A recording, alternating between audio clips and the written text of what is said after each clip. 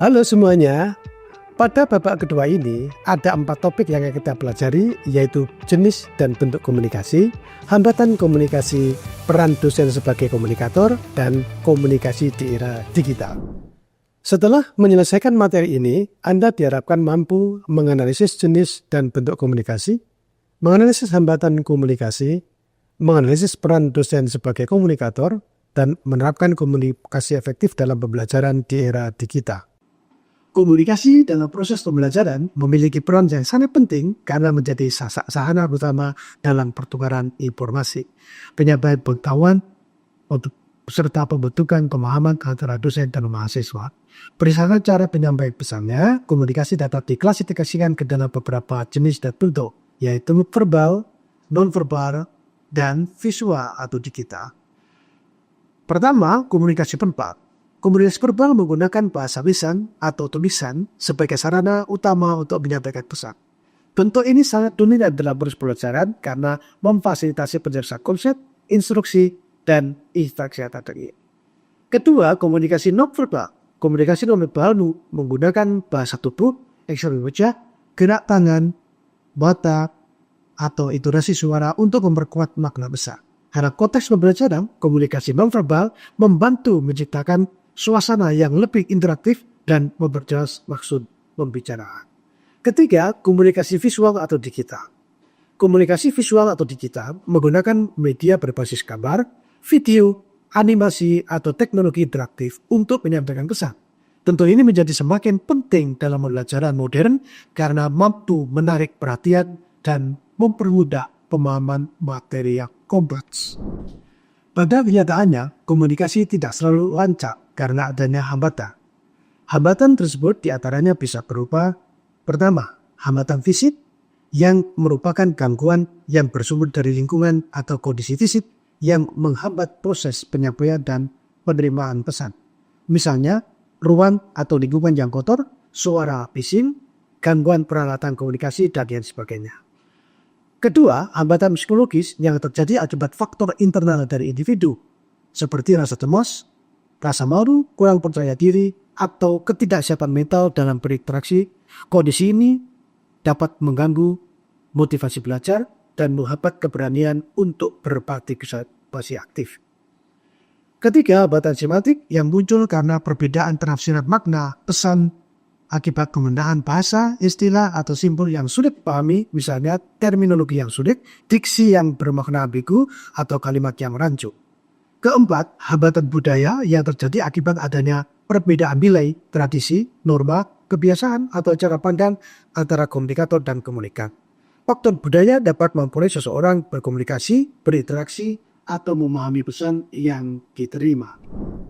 Dalam konteks pembelajaran, dosen berperan sebagai komunikator utama yang tidak hanya berfungsi menyampaikan informasi, tetapi juga membangun interaksi edukatif yang efektif antara dirinya dengan mahasiswa. Berikut ini uraian pesan dosen sebagai komunikator. Pertama, menyusun pesan yang mudah dipahami.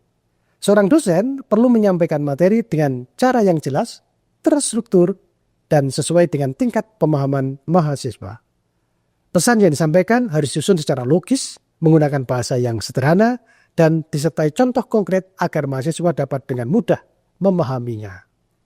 Yang kedua, menggunakan gaya bicara yang menarik. Gaya bicara dosen sangat mempengaruhi perhatian dan minat mahasiswa. Dosen yang berbicara dengan intonasi dinamis, ekspresi wajah yang hidup, serta menggunakan humor yang relevan dapat menciptakan suasana belajar yang lebih interaktif dan menyenangkan. Yang ketiga, mendengarkan aktif terhadap respon mahasiswa. Komunikasi yang efektif bersifat dua arah, sehingga dosen perlu mendengarkan secara aktif setiap tanggapan, pertanyaan, atau pendapat mahasiswa. Dengan mendengarkan secara empatik, dosen dapat memahami kebutuhan, kesulitan, sudut pandang mahasiswa, serta memberikan tanggapan yang sesuai. Yang keempat, menggunakan bahasa tubuh yang positif. Selain komunikasi verbal, bahasa tubuh non-verbal juga memiliki peran penting dalam proses pembelajaran. Dosen perlu menunjukkan ekspresi wajah yang ramah, kontak mata yang sopan, dan gerakan tubuh yang mendukung penjelasan agar pesan tersampaikan dengan lebih kuat. Yang kelima, menumbuhkan motivasi dan rasa percaya diri mahasiswa. Sebagai komunikator, dosen juga berperan dalam membangun kepercayaan diri dan motivasi belajar mahasiswa.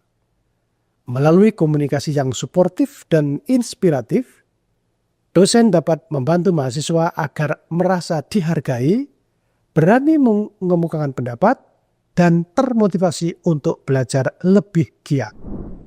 Dalam era digital, komunikasi efektif bergantung pada 4 prinsip berikut ini. Prinsip pertama, menjaga etika komunikasi digital, netiquette. Netiquette adalah seperangkat norma dan aturan sopan santun dalam berinteraksi di dunia maya. Dalam konteks akademik, netiquette mencakup sikap saling menghargai, tidak menggunakan bahasa yang kasar atau vulgar, dan menjaga profesionalitas saat berkomunikasi melalui media digital. Kedua, menggunakan bahasa yang baik dan profesional. Bahasa dalam komunikasi haruslah yang sopan, jelas, dan profesional, meskipun media digunakan bersifat informal. Penggunaan bahasa yang baik merupakan sikap menghargai lawan bicara, serta menjaga citra akademik.